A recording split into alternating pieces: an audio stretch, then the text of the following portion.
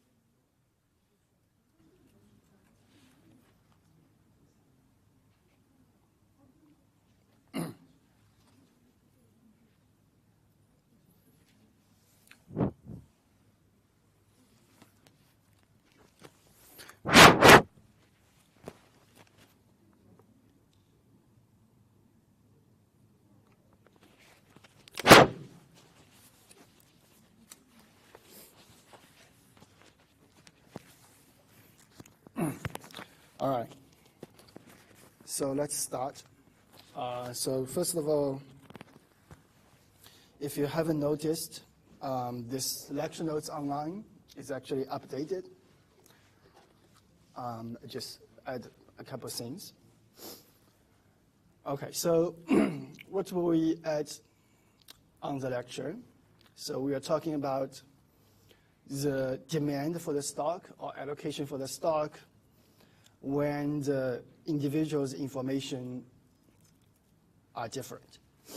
Right? So basically you start with, for example, this CLI, individual utility function. You can solve for the optimal allocation.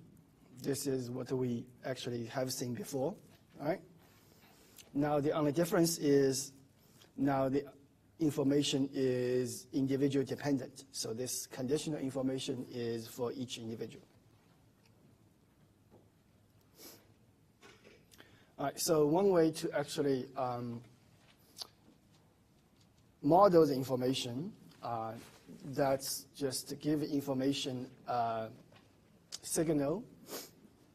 All right, so the way we try to model it is to assume you can observe some signal about the price. So this y2 that equals to the underlying price, PT plus 1, plus some noise. Right, so then here you have noise signal ratio, which is basically the variance of the price over the variance of the y2.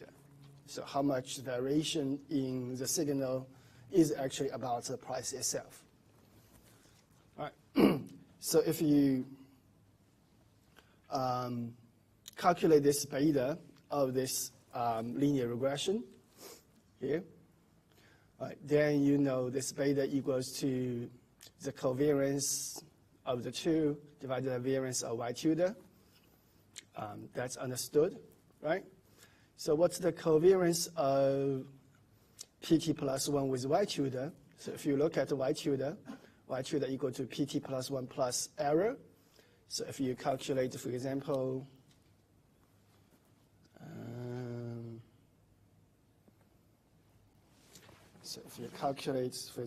covariance of PT plus 1 or y2, that's covariance of PT plus 1 and PT plus 1 plus epsilon.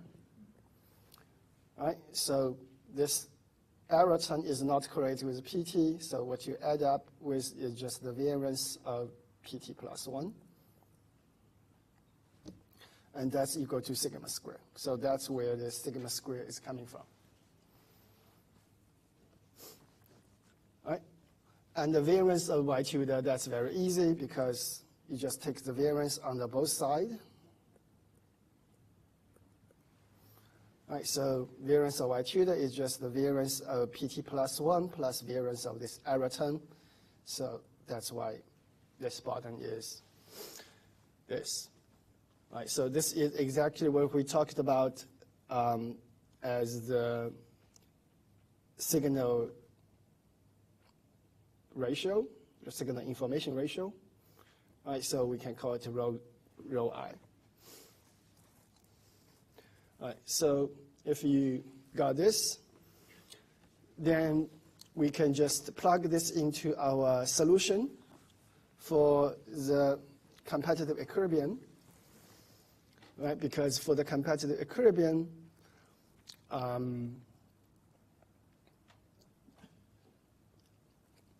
we know what the price is. Price is just dependent on the information, yi, or the signal yi, right?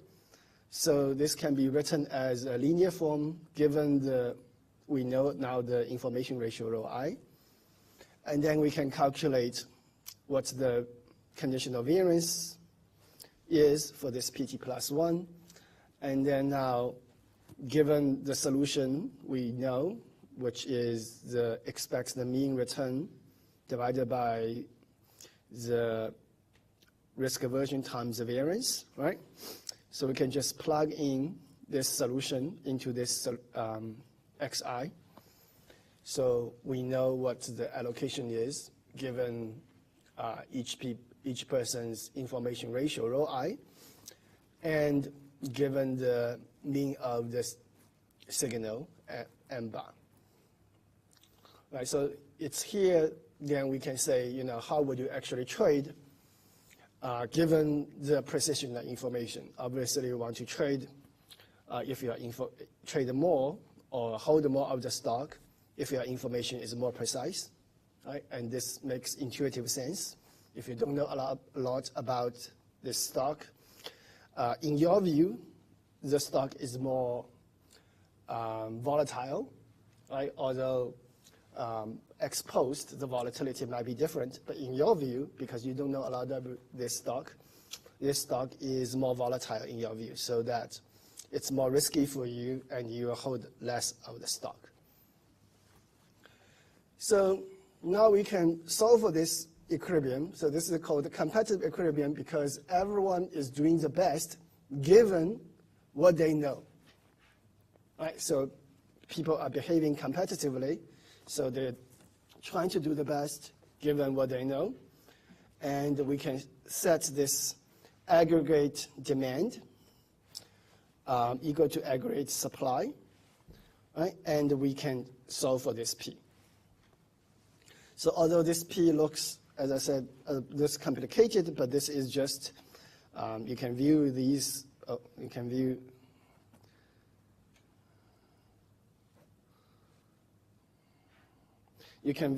these parts as the weight, right? So it's just the weighted sum of all the price informations. So that's one of the reasons sort of prove what we said before, right? So at the beginning we said if the price is informative, if market efficient, the price should reflect all the informations, right? And here we see that indeed price reflects all the informations because everyone's information will be incorporated into this weighted sum in PT. All right, so price incorporates all the informations, and it's efficient in the sense that the more precise your information is, the more weight the price will put it down. Okay? So that's the competitive equilibrium. But then we introduced the concept of rational expectation equilibrium. Right? So in competitive equilibrium, you only do the best given what you know, your own information. But in the rational expectation equilibrium, because what you can do best not only depends on what you know, you can also infer about what the others know. Okay? So in a sense, investor here is smarter, right? For a smart investor, they know that not only the equilibrium depends on their own information, they also know that although I don't know what you know, but I can sort of guess what you know by looking at your demand for this stock. Okay, so if everyone's trying to get stock, you naturally wonder, there might be some information that I don't know, some good news I don't know, but these guys know, right? That's why I see the prices increasing, for example. But maybe irrational. Sorry? I think maybe the investor is irrational. Yeah, so everything here, we haven't talked anything about irrationality, right? So this is why this is called a rational expectation. Okay, so assume everyone is behaving rationally, right? Yeah, so the irrational part we'll actually talk about in just a bit. Right, so if we assume everyone is rational, so his information set is not only his own signal, yi, it's also an aggregate signal, which is aggregated into the price. So it's price as a function of all the y's. Right? Y can be n from n of the investors. So this is the y called the rational expectation equilibrium. And the way we sort of solve it mathematically is to find the price function such that this price function is true in the equilibrium. Right, so in the actual market, this is sort of quote-unquote solved by doing the competitions, right? So some people sort of trying to buy, some people trying to sell. When actually that's settles, it's only a possible equilibrium if everyone has this pricing rule. Okay? So then we introduce this concept of sufficient statistics, because if the information is not correlated, all I need is actually just a mean of the information. I don't really care about each of you, what kind of signal you get. I only care that in aggregate, what does all these information say about that stock?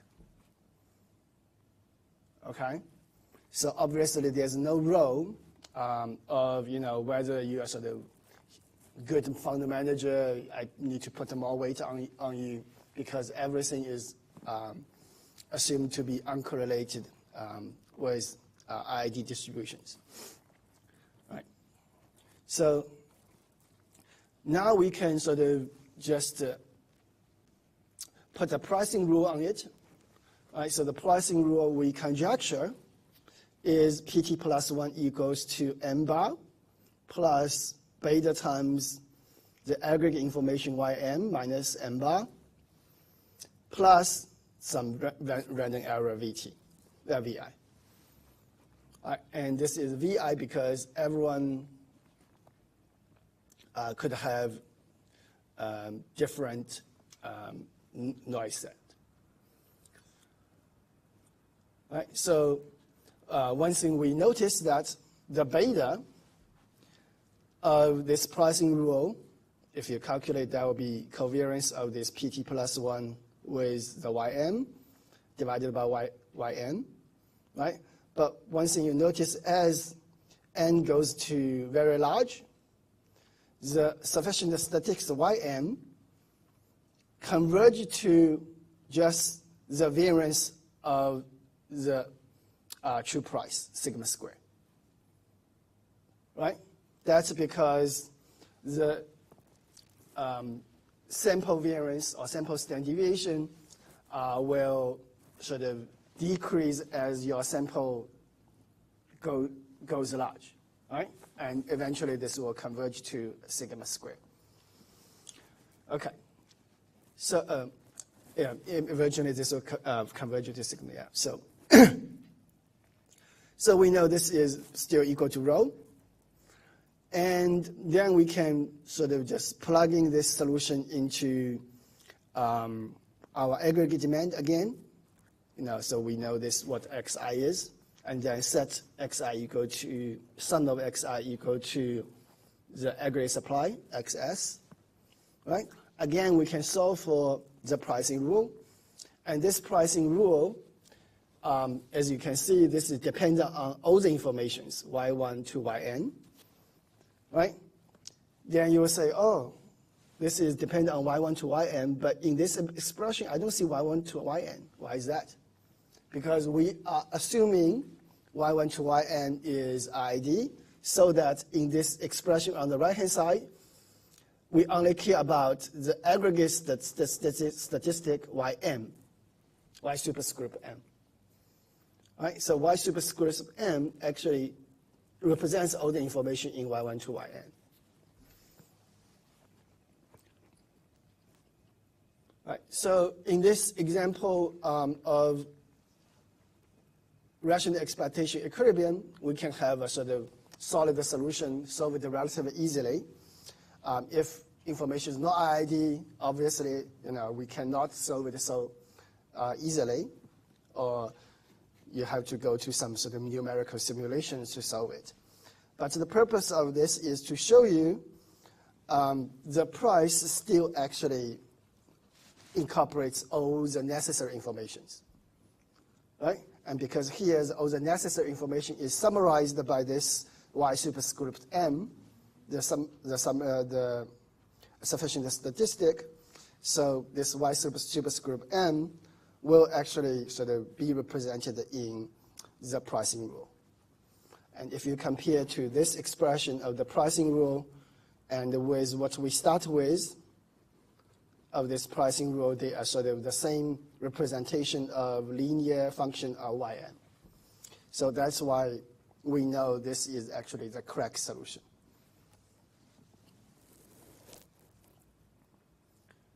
All right. So one thing you sort of wonder,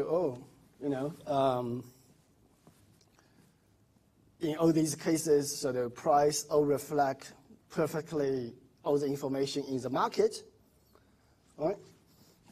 Then there is a paradox to be said, right? If the price reflects all the information in the market, then why would actually everyone have incentive to actually, to get those informations. Where this signal comes from, right? In the real life, nobody's really giving you signal about this true price freely, right? If you want to sort of ask someone who are investment advisors or stock analysts, all you need, all of these information you need cost, right? So this actually creates so-called rational expectation equilibrium paradox, which means sometimes it's called Stiglitz paradox, right? Which means that given that price reflects all the information, I don't have incentive to get information. If I don't have incentive to get information, how can the general equilibrium give me this price function that incorporates all the information? Right, so to actually avoid this paradox, what we need is the price cannot reflect all the information. And that's something so that we understand intuitively, right? The price cannot reflect all the information. But how do we achieve that? Because with all the competitive equilibrium, i.e. equilibrium, price always will reflect all the information. So one way to achieve that is to assume you have noisy asset supply. Right? So before that, the asset supply, Yx, is sort of fixed number. Right? Now what I want to do is to make this Xs to be stochastic. Okay? Then some of you may say, oh, why is this asset supply stochastic, right? Isn't this asset supply in the market sort of a fixed number? All right, so one way to understand this is to actually, as you questioned, sort of introduce some investors that are irrational. Or they may not be irrational, they just sort of subject to some liquidity shock. Right? So they are sometimes called liquidity traders. So liquidity traders can be irrational. They can be sort of subject to some liquidity shock. For example, he wants to buy his house. Right? His money is locked into the long-term savings. So what he wants to do is to liquidate his stock holding, regardless of what his future expectation of the return is. Then he'll just have to liquidate it and then sell it, right? And to buy the house or some other things. But it can be also sort of irrational. Somebody sort of see markets crashing, they just want to sell it without thinking. So this all generates the randomness, the noise in the asset supply. All right? So now, with this noisy asset supply, I can sort of assume the investors need to pay some cost, let's say C, to actually obtain the information and to be informed. Okay? Now, if he is informed, we call his demand Xi with the subscript I, right? So Xi is the demand that's having the expected true payoff or true return or true price conditional on some observation of theta given the information. That's the informed investors. The uninformed investors, well, they don't have theta, right? They don't observe information about this. But what they can observe is just the public information, just the price. Right? So their conditional expectation and conditional variance is just conditional on the price itself. Okay? Remember, price is the aggregate of all those informed and uninformed investors' demand reflected. Okay? Now we can just have this market clearing condition. XS, now this is stochastic, so this is XS tilde, with just the sum of the informed and uninformed investors, right? So we are sort of assuming there's a proportion lambda of the investor that's informed. I'm not going to actually ask you to solve the whole thing. That's kind of the thing about this course, right? I'm sort of constantly sort of struggling how much you actually need to know, how much to actually teach you. So ultimately, I decided this is sort of too complicated. Maybe you just need to know the sort of the intuition and the derivation, intuition and the sort of conclusion of it, not the derivation part of it. All right, so what we can actually learn from this exercise is that if the information cost is higher, then there will be less people who is willing to actually pay this cost to get informed, and this will lead to a less informative price. Right? So because of this, we know that the price at the end will not reflect all the informations. Okay? So, well, although I don't want to give you sort of ask you to solve the general case, I'll sort of give you an example in a more sort of specific settings. But before we talk about these specific settings, let's talk about information asymmetry and information updating first, just a little bit. All right, so if part of the market receive a signal, S, and the other part of the market doesn't receive the signal, this is a situation we called information asymmetry. Right? And from the exercise before, although you didn't actually derive it yourself, you know that the price cannot be very precise to reflect the signal itself. Right? For the investors, even if they are not informed, they can still observe what the price is, what the order flow is in the market. Right? You'll see, how much people is trading. You'll see what's the trading volume. You also see what's the prices. Right? And how would I actually, if I do have a signal, how would I actually do the signal updating? Well, we don't really know in practice how people do the signal updating. But one thing that's sort of being operative and sort of can proxy for our information process is called the Bayesian updating. All right? So I don't know if you know this.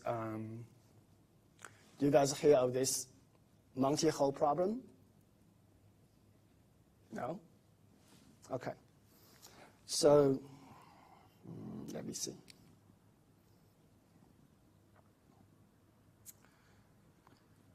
So let's say you have 3 doors, right? And behind these 3 doors, you have a car, and you have the other door, you have 2 goats. Or not sheep, goats, okay? G-O-A-T. Right, so this is a game show. So if you sort of, randomly pick which door you want to open, if the door opens, what's behind the door is yours, right? So if you pick any of this, you know you have 1/3 of a chance of winning the car, okay? Now, after you pick, the game show host will ask you, right? For example, if you pick the middle door, right? And then he will open one of the doors and then ask you, do you want to change your choices? Do you want to switch? What should be your answer?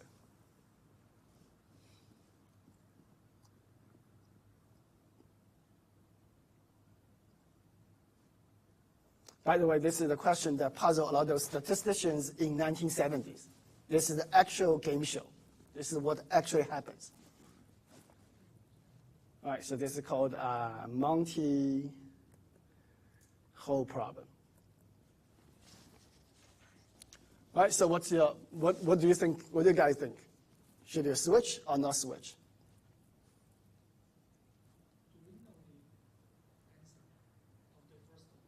Sorry? Do we know the answer of the first one? What do you mean your answer? At the first stage, you just pick whatever number you think, right? You have 1, 2, 3 doors. You just pick one number. Let's say number 2. That's in the middle. And now the host open the door. Of course, the host can see, right, what's behind it. Yeah, he opens the door and asks you, do you want to switch?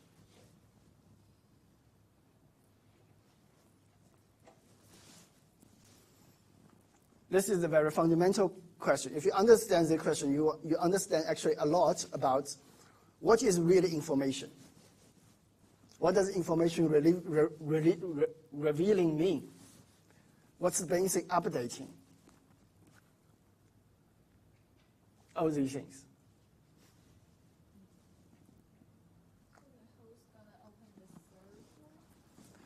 Well, in this situation, I think a host will open the third door, right? He's not going to open the door you choose.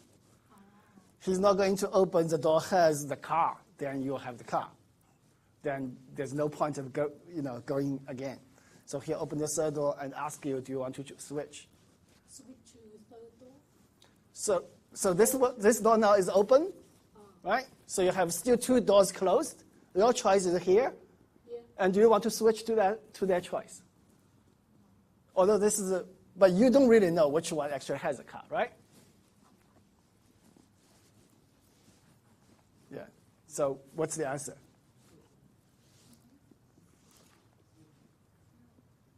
No switch? No switch. I'm confident. So no switch, you will say, oh, the probability of you choosing the right car is still 1/3, right? It doesn't actually change anything, right? Because he opened some door, you still don't know which between those. Well, that's a lot of people's answer in 1970s. Even some PhDs can sort of think this question through. But the correct answer is switch. Okay, so why switch? I'll give you a sort of fundamental explanation. You can look it up on YouTube about the Bayesian updating. Okay, so if you go to YouTube, search multi-hole problems, there's a clip about maybe less than 3 minutes, explain to you how do you do the math. But fundamentally, why do you want to switch? That's because the game show host, he actually has more information than you do. There's information asymmetry there. You are uninformed, but he's informed, right? But by opening this door, he actually revealed some of the information. Why is that? Because his action is not random. Right? For example, in this example, he's not going to open this door. Yeah. He's not going to open that door. The only choice for him is actually to open this door. So by opening this door, you have the information of, one of this is by looking at, he must knows not to open. Right? So opening door, this act looks like random, but it's not random. And by not opening something that's doing something not random, he's revealing what he knows. That's information reveal. Right? And then, you can calculate. Well, actually, the easiest way is this is quite easy, right? I think the answer should be, if you switch, this is actually, the probability will be 2/3, improved to 2/3 instead of 1/3.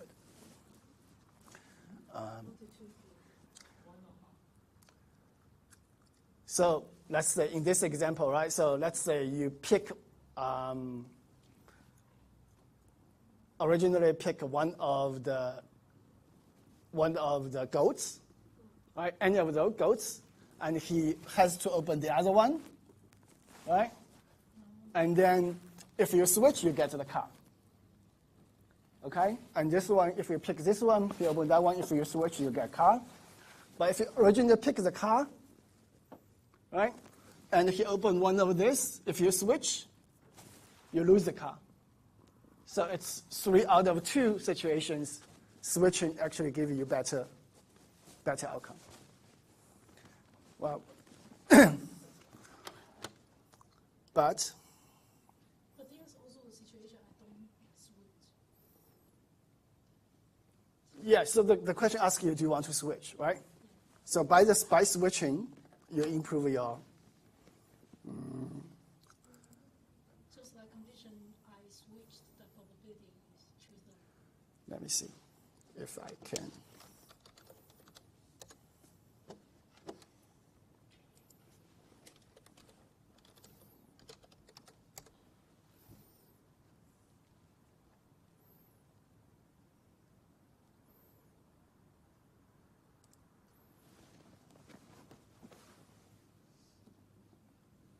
Yips.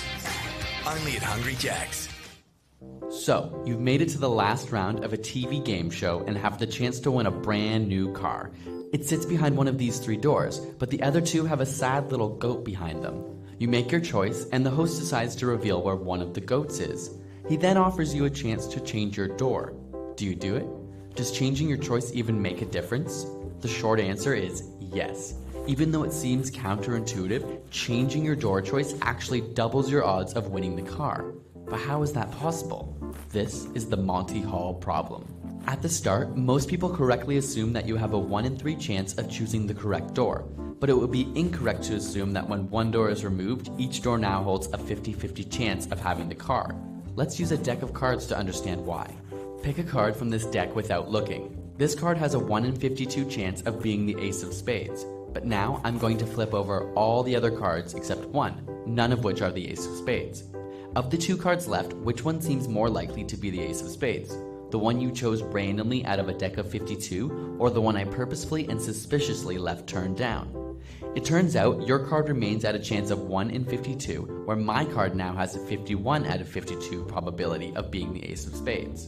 The same principle is true with the 3 doors. You see, when I removed the door, I did so with motive, knowing there was a goat behind it. The only 2 scenarios that exist are A, you chose the correct door and I'm arbitrarily picking one of the wrong choices to show you, in which case staying will make you win, or B, you pick the wrong door and I show you the other incorrect answer, in which case switching will make you win. Scenario A will always happen when you choose the winning door, and B will always happen when you pick a losing door. Therefore, A will happen 1/3 of the time, and B will happen 2/3 of the time. As such, switching your door wins 2 out of 3 times. This paradox has perplexed many people, including scientists and mathematicians to this day, because our gut tells us that switching will have no consequence. But when using formal calculations or computer simulators, the results don't lie. Switching your door increases the probability of winning. So this is the Bayesian updating, right? So the conditional probability equals to the switched conditional probability divided by the whole probability, which is the sum of all the conditional probabilities. Right? You can finish watching if you are interested, but that's the essence, right? So for us, this is the same thing, except things are a little bit easier because everything is normal, right? So with normal distribution, the Bayesian updating is just updating the means and the variance. And here we actually updating the precision, which is 1 over the variance. Right? It's much easier to work with. So updating the mean is just the precision of the prior, which is mu, that's before you got to the signal, plus the precision of signal times the signal itself, divided by the precision of the prior plus the signal. So if you look at this, this is just the weighted sum of your prior mean expectation and your signal mean expectation. Okay, so it's just a weighted sum depending on which one is more precise. Right? So for example, if you sort of are very confident about your own prior and you see some signal and you think this signal is basically very random, not very informative. Of course, you trust most of your own prior, right? So the outcome will be sort of more close to what you originally think. If your own prior is really very random and the signal more precise, you dramatically switching to the mean of the signal. So that's how actually Bayesian updating works. And this precision of the outcome, which the precision of the new updated information, is just the precision of the two. Right? So this is very easy to actually to incorporate. Now we can use this as one example. So the example here is that you have two signals. Right? One signal is private signal distributed the mean S1 rho 1. The other signal is the public signal distributed the mean S2 rho 2. Right? So public signal meaning everyone received that signal, there's no information asymmetry. Private signal meaning it's only by those informed. Right? And you have proportion lambda of investor that's informed. And asset supply, now this is random, right? As we said before, asset supply itself needs to be random for the information to not be incorporated all the time. Okay. Now, what should be the solution for that? If you only have private signal, right, you use the Bayesian updating. If you only have the public signal, which means without private signal, you use the Bayesian updating rule to update the mean and the precision of this stock returns or stock price. Right? And then with this new information, you can plug into the formula for the asset demand. And then you can set this asset demand equals to the mean of the supply and then solve it. Right? So that's the easy way, because without private signal, things are just like there's no information asymmetry. Now, with the private signal, the updating should include this S1, right? But the demand has two parts. One part is the demand for the informed. The informed will have the demand according to this updated mu and updated rho, right? Because rho is the precision, that's why we have rho minus to the power minus 1, this is the variance. Okay? Now, that's easy, that's for the informed. But what about uninformed? The uninformed, they only have the public signal, but they also observe what the trading order flow is, what the price is. Right? So for the uninformed, they need to have some rule about how the price is actually formed. Right? So let's say I conjecture a pricing rule, price equal to some original mean mu, S1, S2, excuse me, and the order flow or the supply xt, and the mean supply xt bar. This is price is a function of this. So if I know the price is a function of this, then I can calculate what is the information I can infer. But if I observe what the price is and what the x and the xt is, so x and the x bar is. Right? Don't ask me why, how I actually get this, because that takes a lot of explanation. I just, you know. But although you don't really, well, you actually, it's actually kind of easy if you just solve for what S1 is. So basically, you are just solving for what S1 is because you don't observe S1, right? You solve for what S1 is, given that you see all the other elements. That's what your inferred signal is. And the upshot of this is your inferred signal which this solution, the variance of this, or the precision of this, is less than the signal of S1, which is the private information. Right? And this actually makes intuitive sense. You can infer the signal by looking at how I trade, but you can actually not get the same precision as I am because I have directly information. You can only infer the signal, and the way you infer the signal is having the stochastic supply, right? So when you see the aggregate XX, the supply changes, you don't really know, is that because the other one have a good signal, or is that because someone went crazy? Right? So there's a randomness in it. So that's why your signal that informed can be less precise. And because of that, we can actually solve for, with this row theta, we can actually solve for what the demand for uninformed is. With the same formula here, now instead of S1, you have theta, right, which you informed.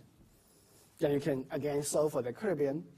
I'm not going to solve it because I don't think I will ask you this question on the exam, and a lot of you will say, there's just too many questions that's worth it for me, okay?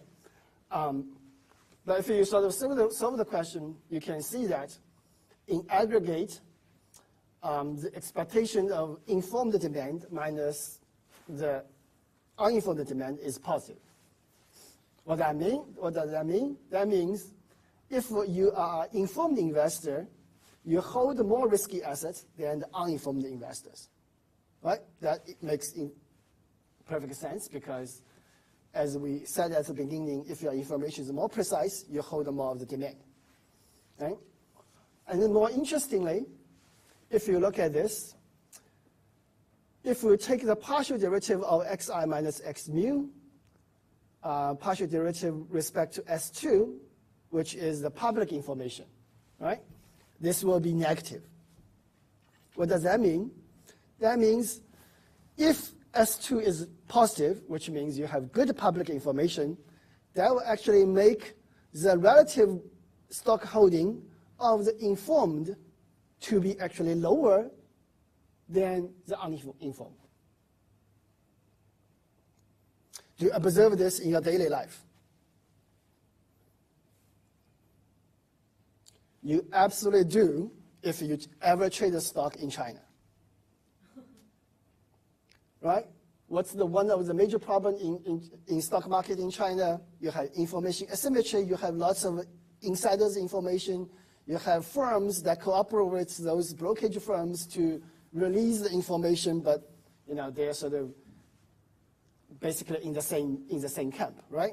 They sort of try to manage the stock price of these.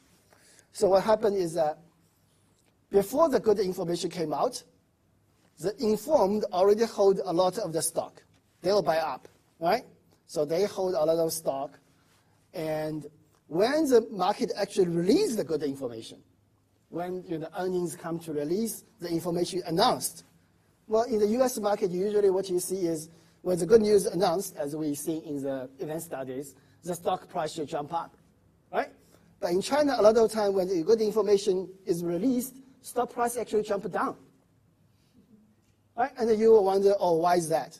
That's because when the good information is released, now the informed will sell their shares, okay?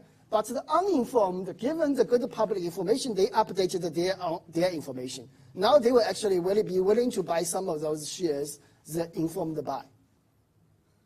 Right? So at the end of the result, the price doesn't really jump or even sometimes going down in several days. So this dynamics actually describes the sort of relative share of the informed and uninformed in face of the public information.